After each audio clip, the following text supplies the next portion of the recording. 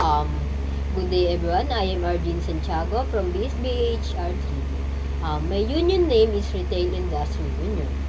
My vision to create a future where all union members work in a fair and safe and with equal opportunities for growth.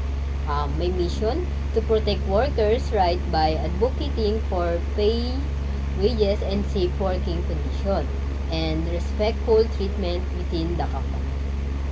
Part 3, meaning of the color of my logo. This um, blue represent unity and trust among workers. Yellow symbolize hope and the value of labor. Red show strength and determination, while the green represent growth and stability. Meaning of the symbols.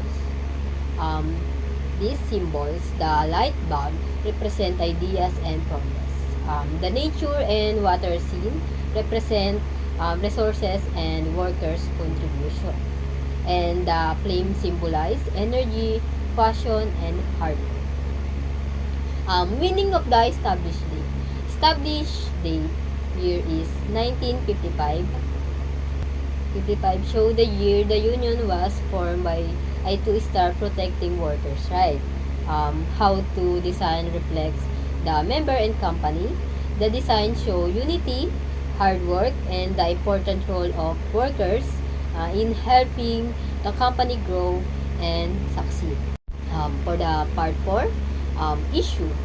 The current minimum wage is too low to keep with the rising cost of basic needs.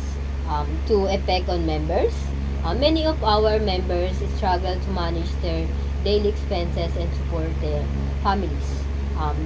To call to action, let us stand together and support our union in demanding fair and livable wage.